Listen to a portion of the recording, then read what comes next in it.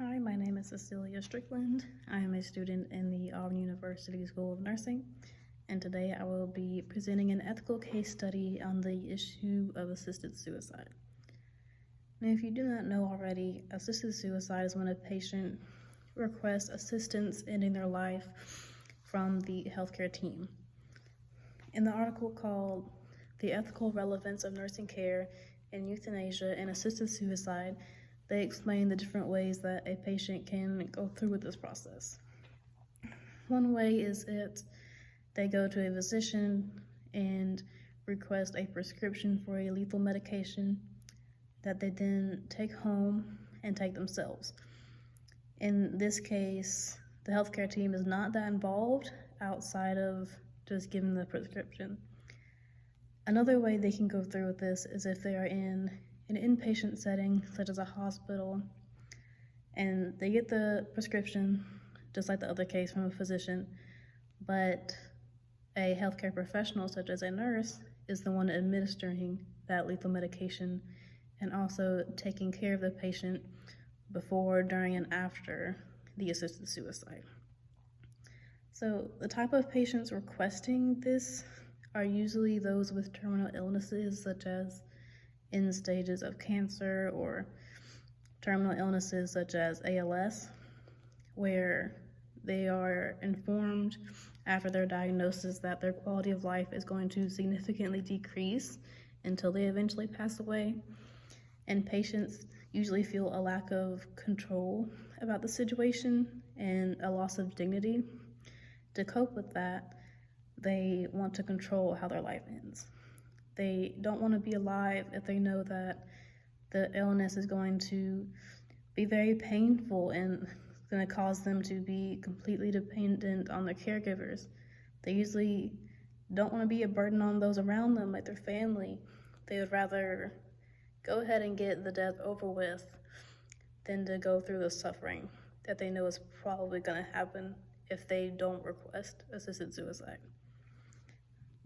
Now, in today's healthcare, assisted suicide is not commonly practiced. It's only legal in almost a fifth of the United States, and even in those states where it's legal, it's not common practice. But still, the nurse is very involved in the process, especially in the inpatient setting, because the nurses are there when the patient is considering assisted suicide as an option. They are talking with them about it. They must advocate for the patient to the healthcare team, such as the physician, to bring up the patient's wants about their end of life. And they also have to be there for the family, even if they disagree with the patient's decisions. They have to be there to explain the process and the outcomes and help them to deal with those emotions around the subject.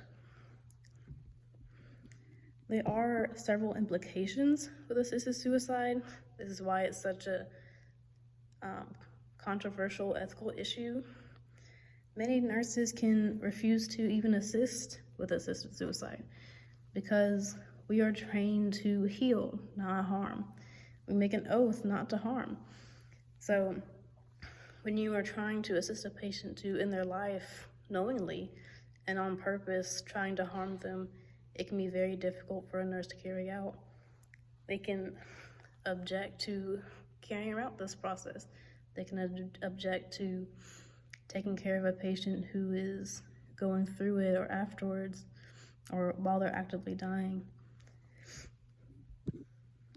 A theoretical case is when you have a patient who is diagnosed with a terminal illness such as ALS, where the healthcare team informs them that with their diagnosis, the rest of their life is downhill. They're going to slowly lose voluntary movements of their muscles, where they're going to not be able to walk or use their hands. They can't write anymore. They can't really use their phone.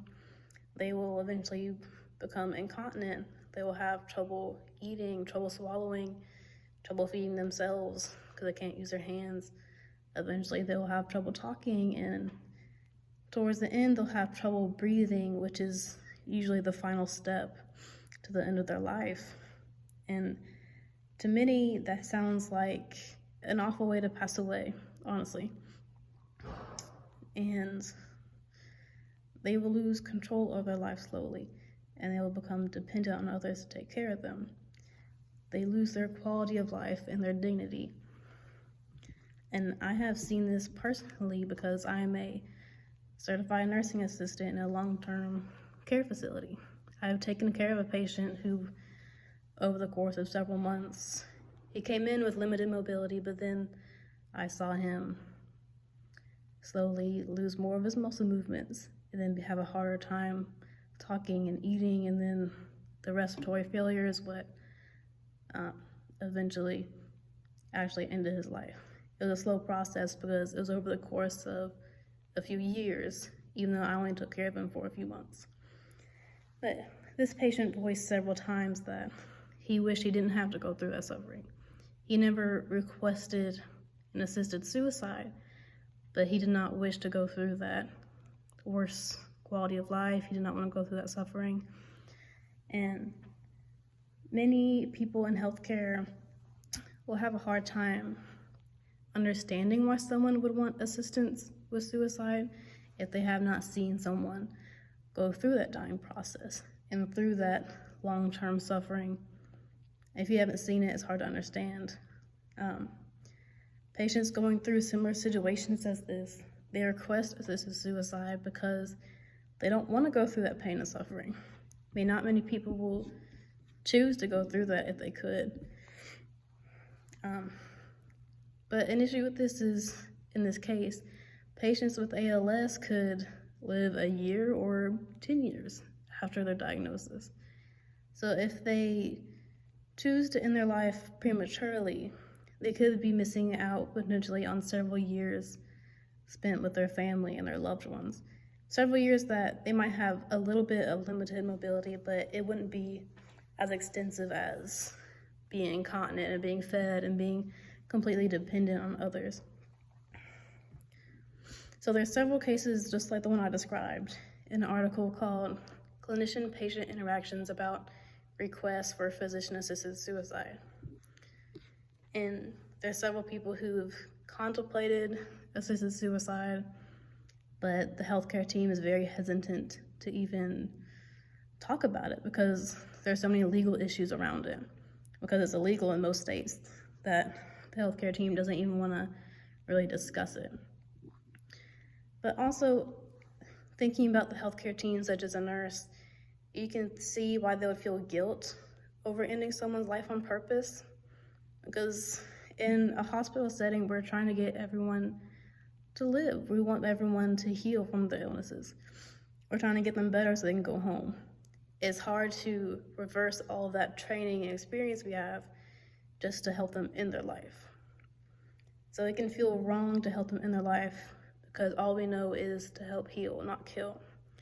But on the other hand, if you've seen someone suffering similar to a situation that I have, it's hard to allow that to happen, especially if you know what it looks like, if you know that there's a simple solution. If you know that there is a pill that can help relieve that suffering and help them not to go through that experience, it can make a nurse feel guilty allowing that to happen. So there's two sides to it. You can feel guilty letting it happen. You can feel guilty going through with it. But it's so controversial, and that's why it's not in common practice today. But in the future, I believe it will become more common, because today we're getting so accustomed to death, especially with the pandemic. Hundreds of thousands of people have already passed away, and it's not even been 2 years that we've been living through this pandemic. Coronavirus causes people to die, and then families, friends, it hurts those all the time, but you hear about deaths every day, and those numbers just keep adding up, and they really don't have the power that it used to have. At the beginning, those numbers of COVID deaths really hurt, but now it's just another COVID death.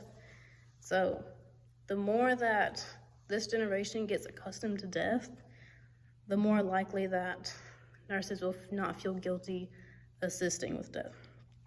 If we're used to seeing it, and nurses are already used to seeing death, but the more we become accustomed to it, the more likely assisted suicide is to be more common in practice, because the more we see death, the more we could help assist with it, because death doesn't have the power that it used to.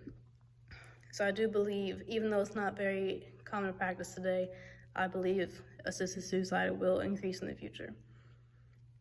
So I hope you get to understand the ethical issues around assisted suicide a little bit more after this presentation. Thank you.